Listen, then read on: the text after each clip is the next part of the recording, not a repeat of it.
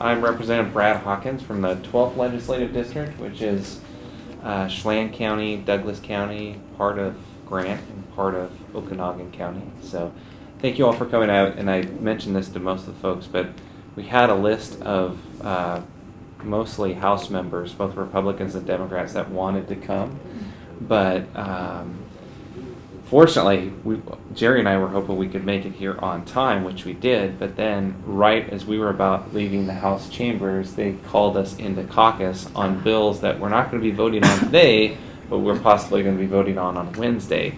So because of that, everybody, unfortunately, who probably wanted to be here is still in caucus.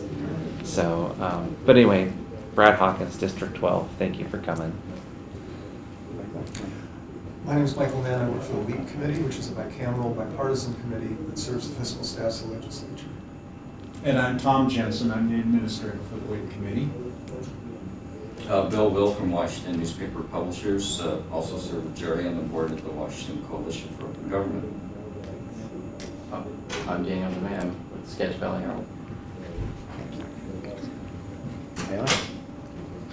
Herald. Taylor Kink, Legislative Assistant for Representative Hawkins.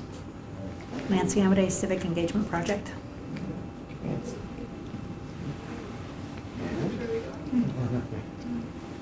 Photographer. Aaron Barna. Good to have you, Aaron. My name is Clint Robbins. I'm a communications person for the House Democrats, and Representative Pollet is one of the Democrats with whom I work most closely. I'm Angie. I'm Representative Paulette's legislative assistant. I'm Kayla. I'm Representative Paulette's intern. I'm Ava. I'm Senator Chase's legislative assistant. Well, thank you all for coming. We'd be remiss if we didn't thank Taylor and Angie especially for a lot of the coordination here. And, as with everything, we couldn't do anything without our LAs. Nancy asked, how did we get going? And let me just give a word of background, and we can talk about where we plan to go. Representative Hawkins and I began, Representative Tarleton is right. Great. We'll go around and do introductions in a minute when we have a chance for some more people to come. is caucus all done? Yeah, there's a huge line of people rallying for kids, and it's like hundreds of people crossing the walkway which we're intersecting with. Children's Alliance. There we are. It's a Children's Alliance, that's right. So we'll do introductions again in a couple minutes. But last year, Representative Hawkins and I began discussing how it would be great to create a space for people interested in open government issues, both current legislation, concepts, ideas, and including the really cool thing we're going to be hearing about today, for transparency and public involvement. Create a space for discussion here in Olympia, covering both the House and Senate, not just one house, but to have a regular space where people could come. And the idea is not only for legislators to be able to discuss, but for stakeholders, people interested in open government and transparency, to bring forward ideas to legislators and have a place to discuss them, updates, etc. So that was the genesis of it. We've been discussing it with colleagues for 9 months. And we're really thrilled to have gotten to the point where we have our first meeting scheduled. Our plan is to have a presentation at each of the meetings once every other week, and so a guest presentation, and then have a open forum following the presentation, Q&As, where people, legislators and stakeholders alike, go around and say, well, here's something I'm following that relates to open government, or would like to put on the agenda in the future, or you should all know about a bill or some new concept. So it's an opportunity to just share things as we go around every meeting, and we should, we'll be planning to do these so that we're done at 5 minutes to 1 every time. Our next meeting, we have confirmed that the Ruckelshaus House Center Director and Project Director for the review of their assessment of the Public Records Act and how it's working and concerns about it from local governments. They're going to do the presentation next time on and Bill, would you pass those around actually? That'd be great. The 17th is our next Open Government Caucus. And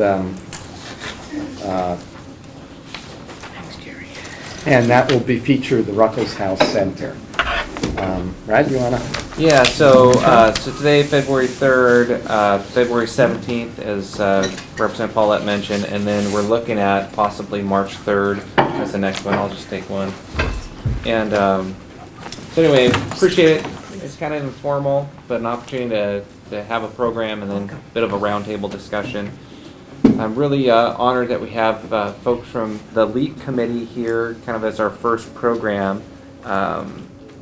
LEAP is Michael Mann and Tom Jensen are here to present, and it's basically a demonstration of how transparency in government is not really a partisan issue.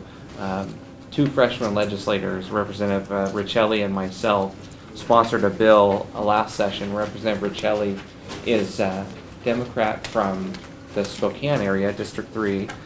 We sponsored House Bill 2058 that was an attempt at creating a user-friendly online map so citizens can access data that was already available, but we just needed to put it in kind of a user-friendly format to be able to look at capital budget and transportation expenditures by legislative district and county.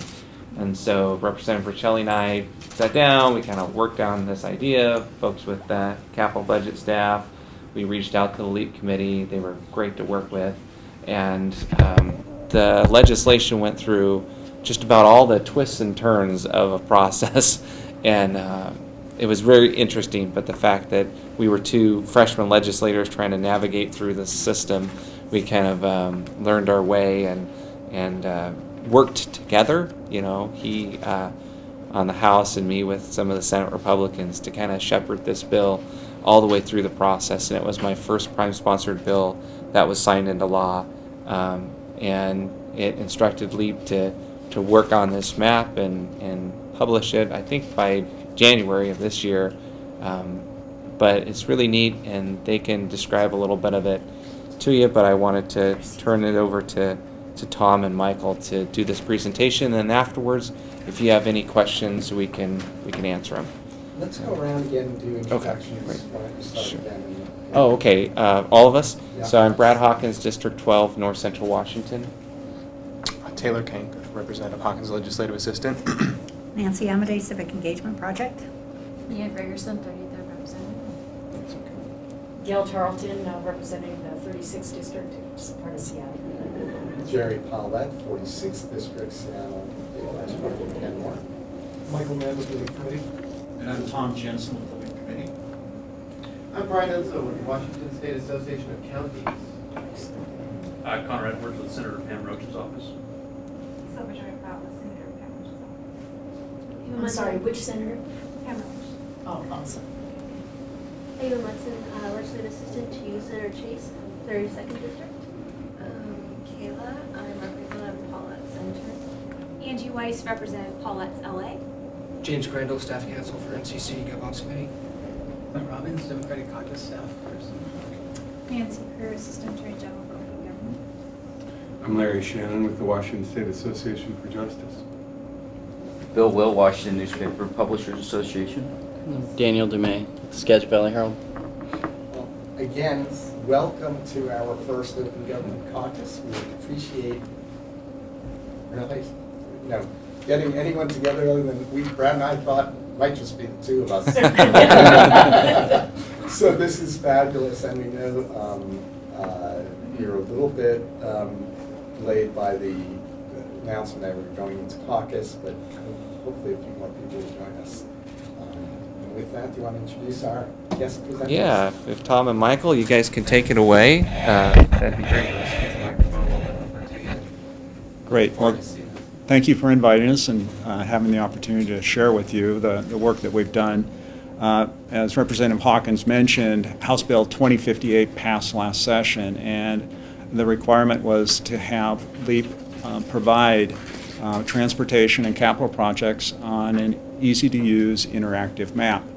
Part of that process, we wanted to evaluate some of the tools that we were using to make this information available, and in the process have decided to go with a new mapping interface. It's Esri product. This is very similar to a Google interface that allows you to easily navigate, zoom in, a lot of really nice features which you'll see in a few minutes here. So it wasn't just taking the information and making it available.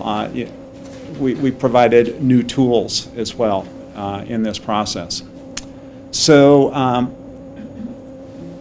the information we'll be showing you here is on the fiscal website, which contains a lot of other information.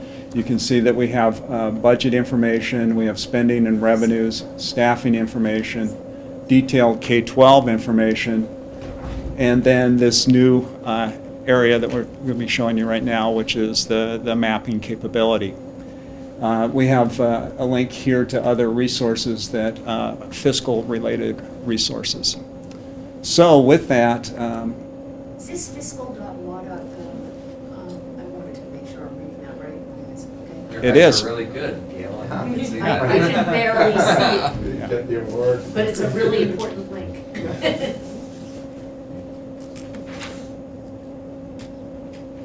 so this is the initial interface that comes up when you select the maps, and the display is showing capital and transportation projects.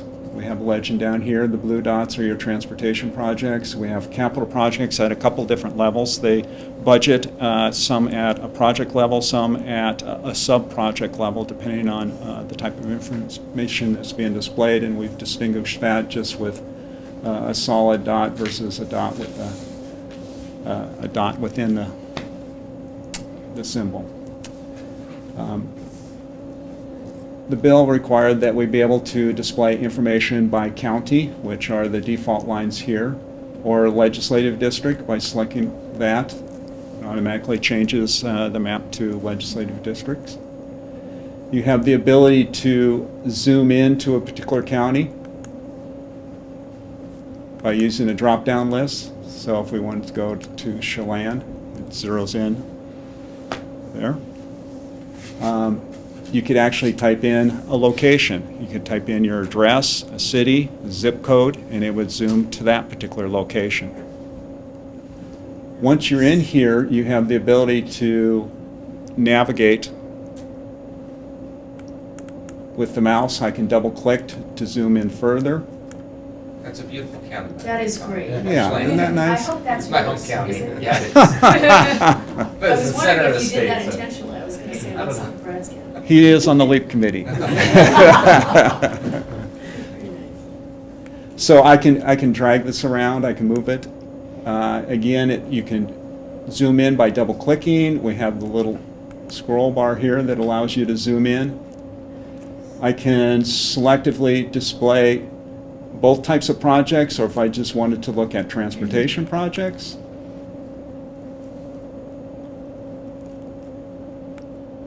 Are we looking at US 2 through there? Is that?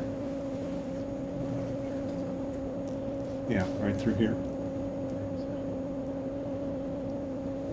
In addition to the mapping features, we've provided the ability to print reports and integrate reports with this as well. So you can see on the pop-up here, it's Chelan County, and it allows me to view county summary reports. Michael, I don't mean to be taken over on this, yeah. So you have the funding sources. That's right, for the yeah. projects. Yeah, this is organized by capital projects, and then transportation projects that are in Chelan County. And it's organized by agency and then program within the DOT project. So if I were to expand this, it would show the projects related there, and it actually provides a link to go in and look at the detail related to that particular project. The information we're displaying here are expenditures through a period in time, and we are going to update this information on a monthly basis as expenditures become available. So, to date, a little over almost $17 million have been spent on this project, with a budget of $4.4 million for the current biennium. If there was future funding, it would show out in these columns out here. So let me get, in other words, a resident in Chelan County would be able to click on this and see the progress of the project. Yes. That is very, very Great. Yeah. That's On the map itself, if I were to click on one of the particular projects, it brings up another pop-up that's related to. This one here happens to be the George Seller Bridge.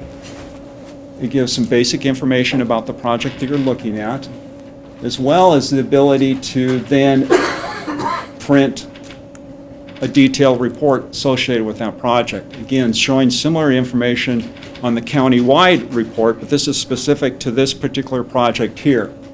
So you can see it, we have project title up at the top here, the agency responsible, legislative district, county, a brief description, and again, the funding associated with that by fund source expenditures to date, as well as future funding. So when Representative Riccelli and I kind of envisioned this, we thought of something user-friendly that not, citizens, legislators, members of the media, basically anybody could utilize to try to better understand where our dollars are being spent, where the investments are being made. So, For years, LEAP has had tabular reports, the likes of which Tom was just showing you. And so rows of data, columns of numbers that are very dense and not very friendly. And even though some of those were interactive, where you got to choose whether you wanted to look at the governor's version of the budget, the House's Senate's version of the budget. What we read into the legislation was that the intent was to make something where the website visitor could choose what they wanted to look at, and we'll have that as well. But one of the keys to this particular interface is that it's map-like, and people are looking at Google Maps all the time, or MapQuest, or whatever your map tool of choice. But it's integrating the tabular data, so the detailed data, with point and click. So you get to zoom in on what you want to. You get to choose the layers that you want to display. And the ability to... The mouse stopped working. Oh, that's not good. Let me try this mouse. The other reason Okay. it's really beneficial is for local planning departments all over the state. They have no idea what state projects are going on that they could potentially piggyback onto or could disrupt their construction plans. This gives tremendous visibility into what's happening at the city level or the county level, and it will make local planning better. It will reduce a whole bunch of duplication, but it will also reduce conflict in construction projects. And we really need to highlight for the cities, the Association of Washington Cities, what this tool can help their planning. that's a good point. Yeah, one of the things that that we really kind of wanted to show with this is just for raising awareness for members of the public too, because so often there's this distrust with government spending, and sometimes for good reason. There's been some mess ups on projects and whatnot, but I think a lot of the distrust in government stems from citizens not being able to access information, and so a transparent government and an open government, in our opinion, is a good government. So that's kind of what we're trying to get to with this. And there's a lot of ideas, and I have a bill that we talk about when we go through the roundtable discussion, but I have a bill this session, Representative Riccelli and I, to kind of build upon this even a little bit more. But now that we got this platform in place, there's more we can do with this. So what Tom just did was he used the Zoom 2 option on the detail of a particular project, which pinpoints the project and brings you down to the street level. So that in this instance, we're looking at one of my favorite places to vacation. Actually, I vacation up the lake at Kelly's Resort, but Chelan is one of the most beautiful places in the state, and he's got a project right in downtown Chelan, and This is actually Wenatchee. I'm sorry, in Wenatchee. No, it's just Chelan Street in Wenatchee. Excuse me. And if he hovers over that dot, it pulls up a certain level of detail, and you're getting summary information that's hovering over the map. So you're not really looking at a staid sort of tabular report. You're looking at a map, and it's relative to the street level detail in the city. The map can display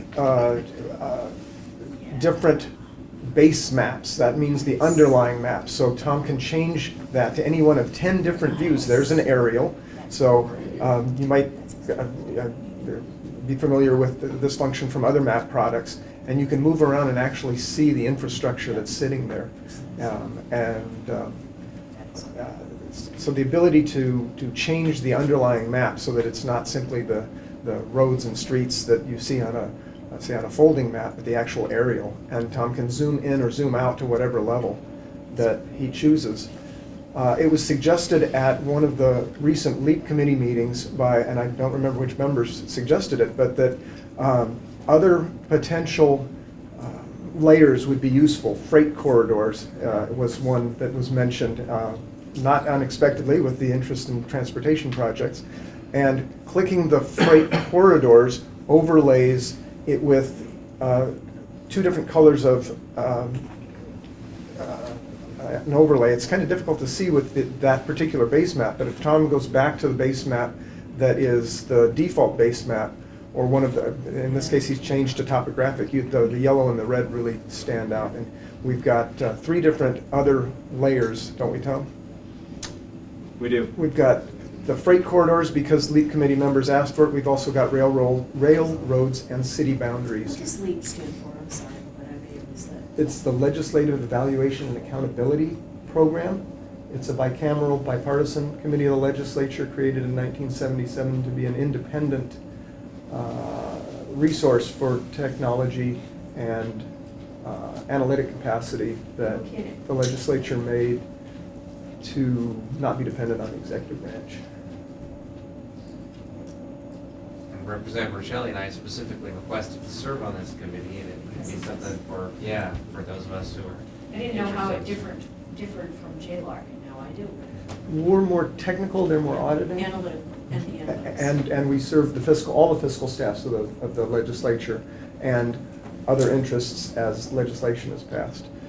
But so the tabs up at the top that Tom has gone back and forth among allow you to choose different base maps, different layers, and then back to the main tab, which is where you'd select between the drop-down boxes of county or ledge district, or enter a location as specific as a zip code or an address.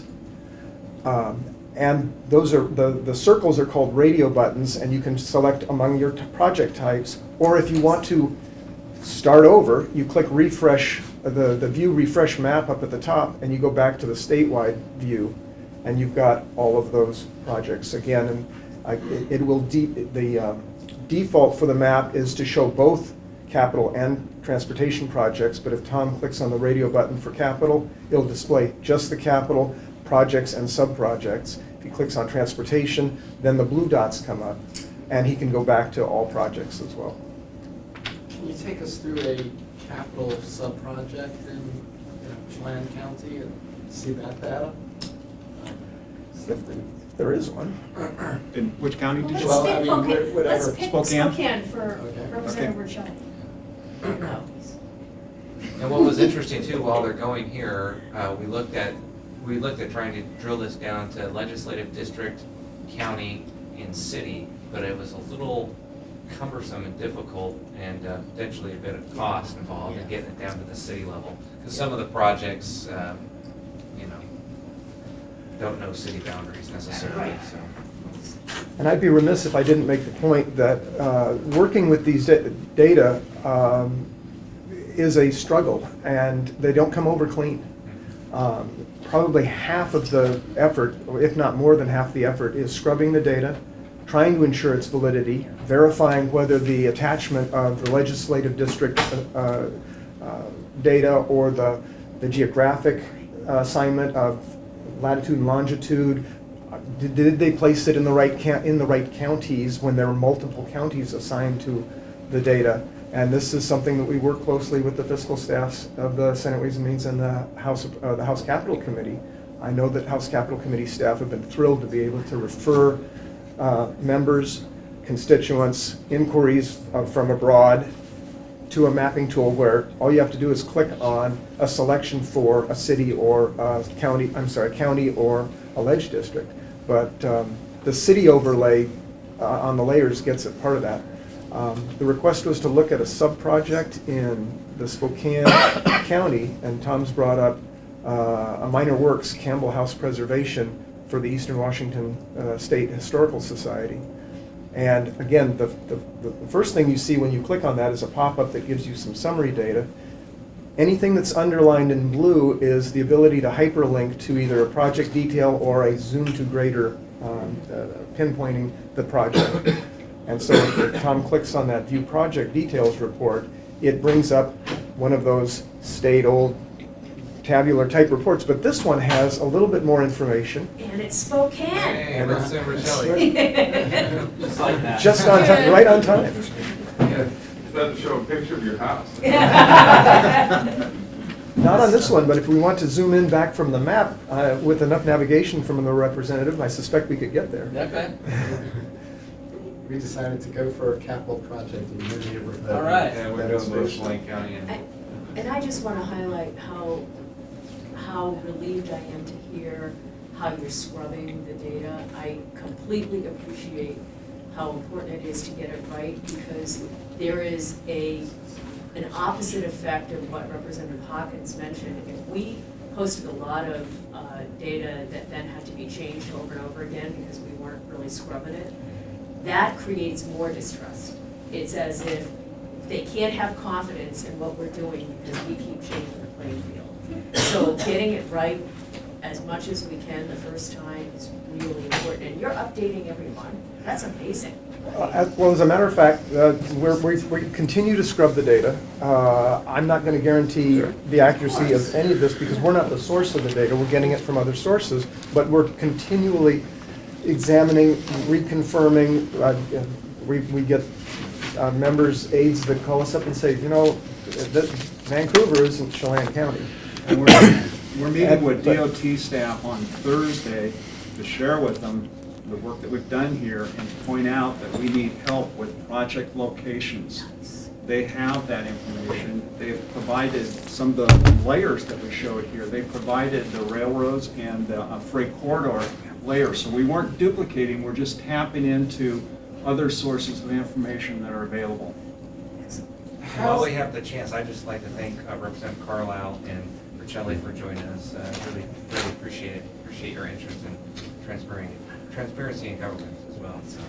And Representatives Lilly and Yes. Hargrove as well. Thank you. Sorry. And Representative Taylor, thank you. Leave a seat over here. So how hard is it to update project data on something like the one you were just showing, capital project? What's the source of the update as you're going to increase showing the expenditure level? And We have a couple different sources of the information. For capital projects, we're using the state accounting system. So as agencies report their expenditures, the state accounting system it's at a project level, we're able to tap into that on a monthly basis to pull those expenditures and update it. The actual current biennium costs and future costs actually come from our budget development systems. And then the transportation projects, again, transportation budget information comes from our budget development systems, but the expenditures come directly from the agency. And one other question is, for like a transportation project where there's a match, is this data the state appropriation, or do you show the total in the detail? Do you provide So on one of the tabular reports that Tom's got in the tabs up above there, we're showing a combination. I think you've got one already on the tabs up at the top. Oh. So the transportation projects by program in the bottom section of that report is combining the expenditures through December of 2013. That's a feed from DOT, is it not? Right. And so that's 6 months worth of data for the current biennium, I think, isn't it, Tom? It's not It is. calendar year, it's fiscal year Well, data. So that's it could be previous expenditures too. It's Oh, okay. expenditures to date. Expenditures to date, and then the out biennia are the current appropriations in the transportation bill, and then assumptions by the transportation committees about future future authorizations. This one happens to have nothing beyond 13-15, but those are the current and future data. Did that answer your question? I guess I got a question, and I guess it looks like it's going to take an awful lot of work to keep up with this. Who's responsible for constantly inputting this almost on a daily basis? It's updated on a monthly basis. Monthly? Monthly basis. So it doesn't really drill down to too much detail then? It certainly doesn't go to the transaction level. You're not going to find out what was spent on a project yesterday, but you will find out what was spent sometime later this month, in the month of February, third week or so. We'll update it with the accounting detail from the official accounting records of the state or from the DOT feed, and we'll do that on a monthly basis. And while it's true LEAP is only a staff of 10 staffers, And all capital budgets also? the capital budget data comes out of the, as Tom said, out of the accounting detail. The transportation comes from DOT. And it's a task that we're doing within existing resources. So will someone be able to look in on a specific project and see if you're ahead of schedule or behind budget? I wouldn't say that you'll be able to see whether you're ahead of schedule or behind or ahead of budget. There are other reporting tools that we have that compare the allotments to the actuals, and it's not necessarily on a project-by-project basis. But this tool will give you some insight as to how much you've spent through the most recent month for which there are data available. And I think we can address that too, because a part of our original bill had a section related to performance measures, but we kind of stripped that out as we moved along just to make sure we could focus on this and getting it done. But as you can see with like the drop downs and things like that, there's a lot of opportunities to add on to this and to show different dashboards and just different. Once we have this established, now we have already this information coming into the system that once the user-friendly map is now established, then we can build on that going forward. I wanted to add too, I think there's other states that do simple, like a red, yellow, green type deal as far as, projects, being completed on time, yellow, red, it's things like that I think would be helpful, potentially what we can do for citizens, just to see how quickly things are being done. If you dial in on a project here and you figure out where the funding is coming from, could you use the Open Checkbook to see expenditures from that or to that agency? The Open Checkbook doesn't have detail by project. Okay. The Open Checkbook is by vendor or recipient. So If you there isn't a knew, crosswalk you there. could cross-reference theoretically If you knew the contractor, yeah, you should but you be able can to figure out if you know the project. So you can kind of do that. It's just a little.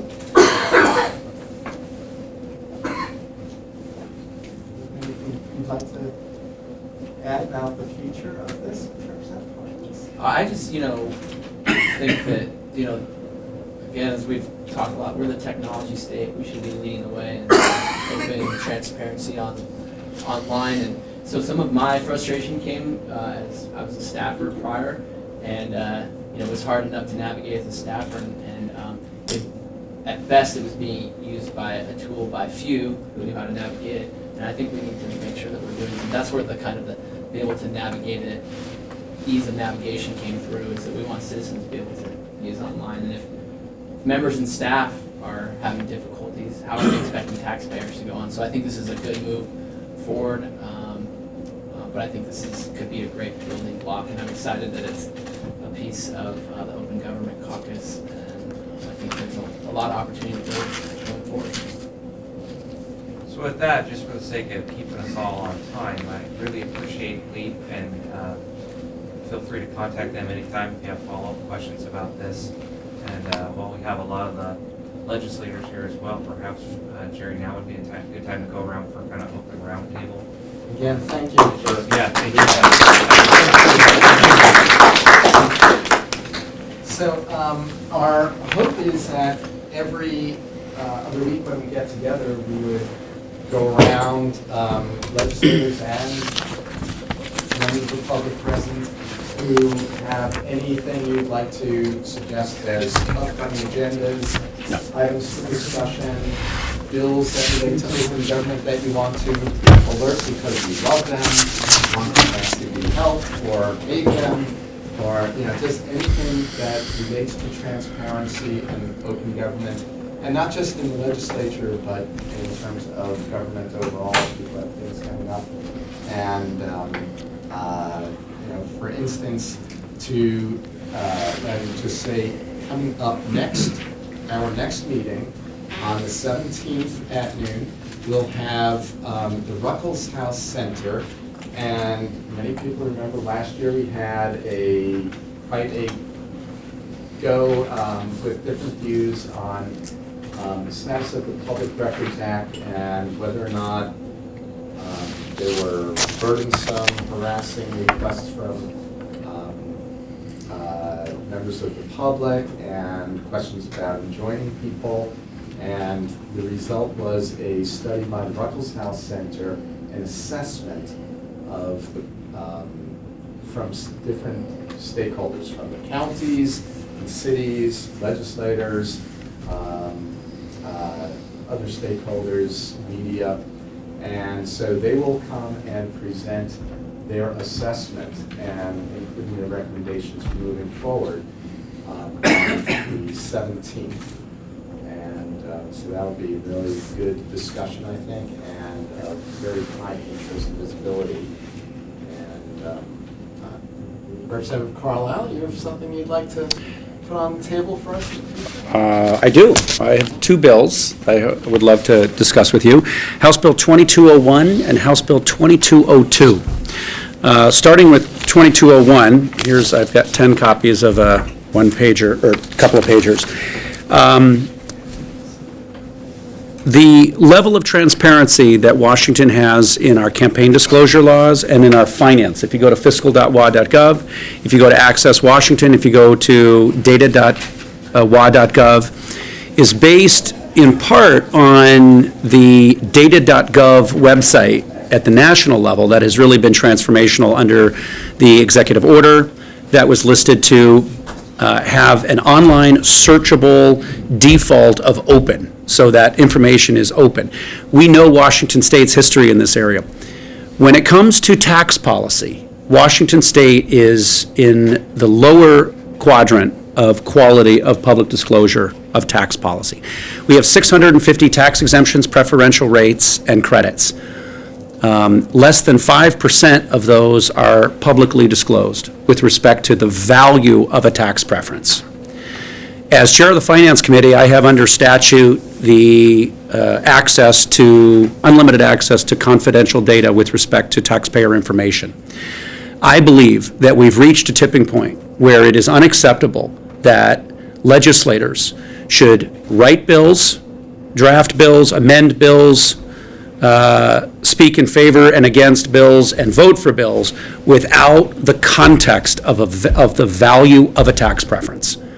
And I think it is deeply troubling for us as a state to not find responsible, modestly incremental steps that we can implement to make the key contextual information knowledgeable. I'll give you a couple examples. The information for the high-tech research and development initiative exemptions are public. So each year, Department of Revenue provides that information around the sales tax deferral and the R&D credit. Last year in 2012, the sales tax deferral was worth $18 million for Microsoft. The R&D credit was worth $2 million, so $20 million benefit for that company.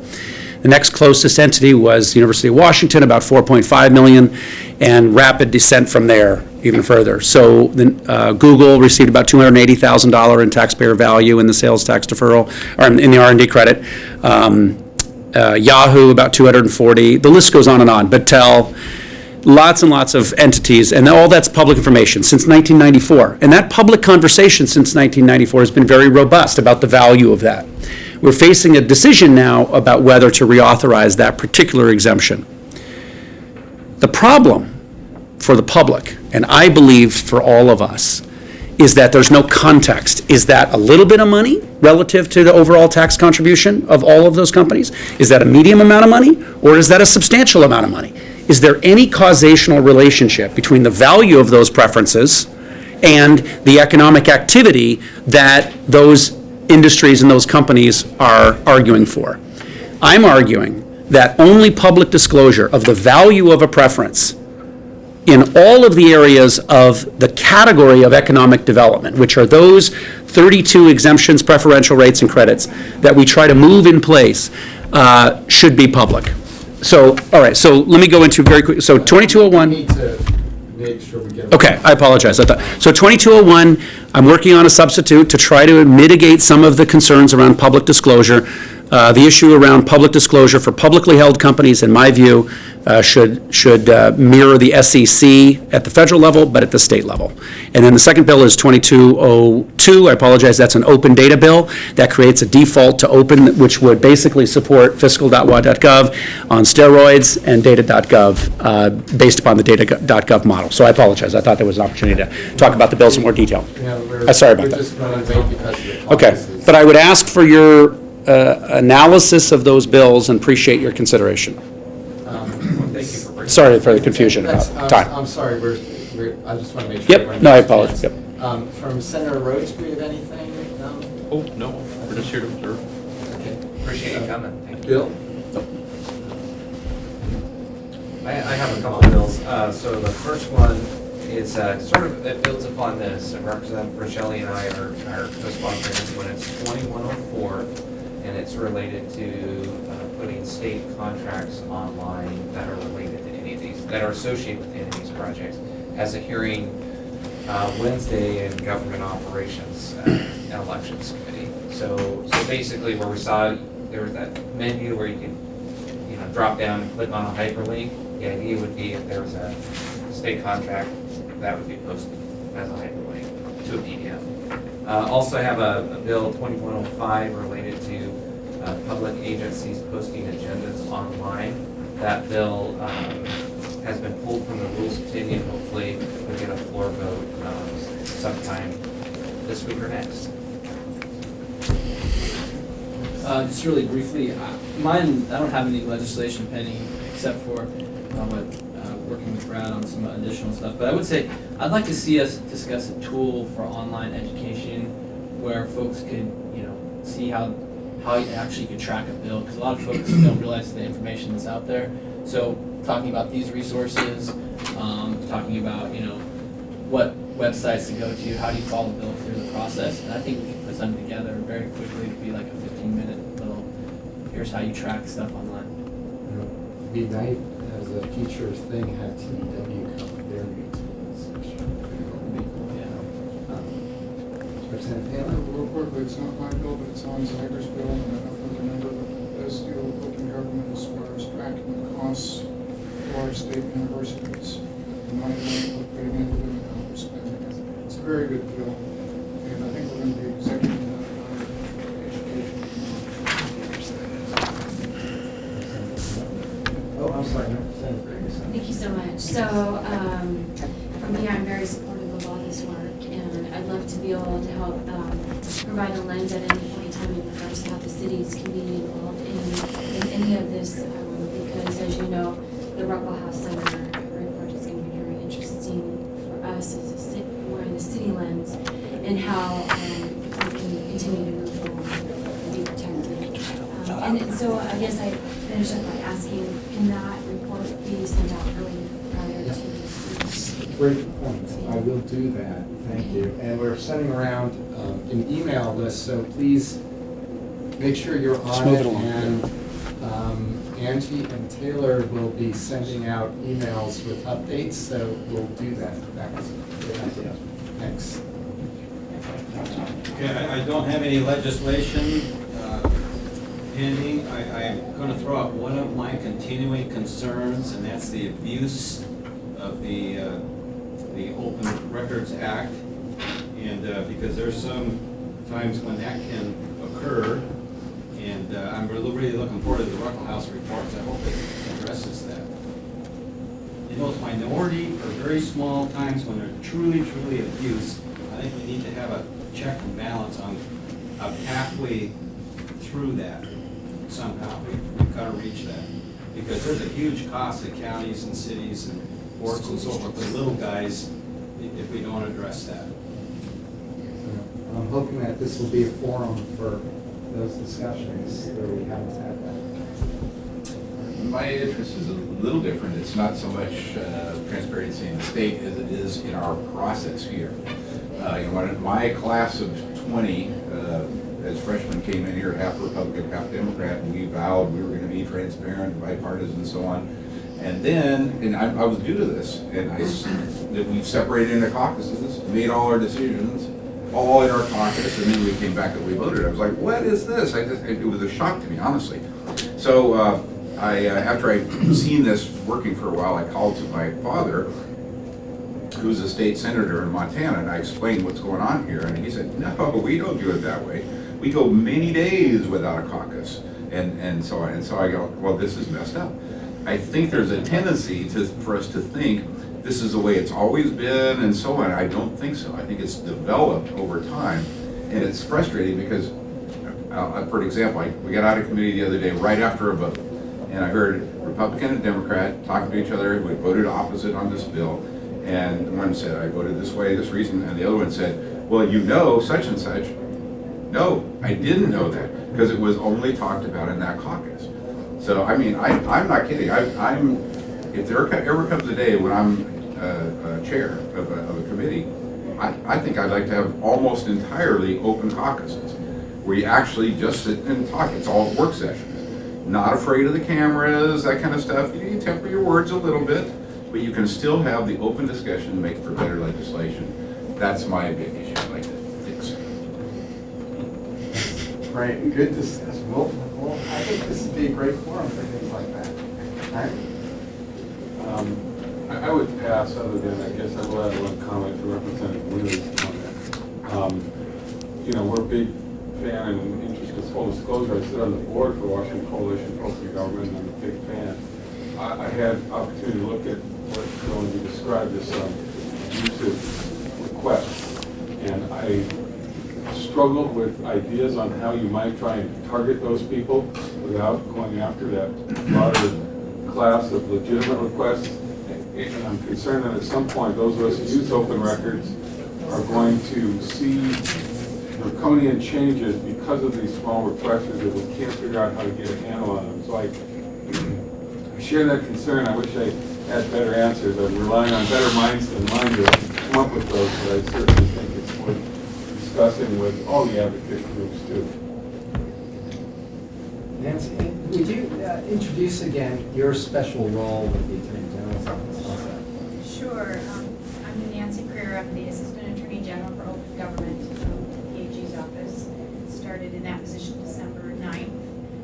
I used to be General Counsel for the Public Disclosure Commission. And way back in the day, journal was a major at school. So we're working on some training initiatives. Very just launched an Open Government training page some more materials on it on Friday, a video. So providing resources for agencies to be able to understand how to comply with the act without cost involved. So I'm working on the materials for them.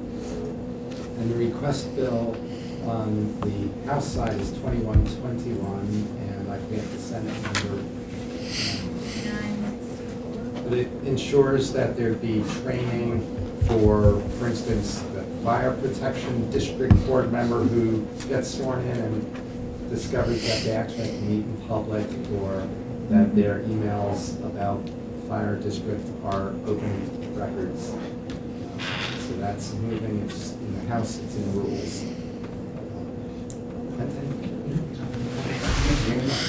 You go along, just chime in. Eva? Anything from Senator Chase? No, just be listening. She was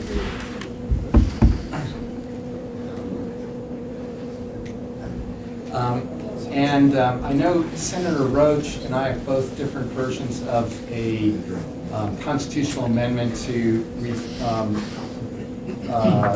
remove executive privilege following up on the state Supreme Court decision in October, which granted a huge, very broad executive privilege to our governor using the Nixon test advocated by Richard Nixon in the Watergate era, that basically says everything is presumed secret if it's the governor's.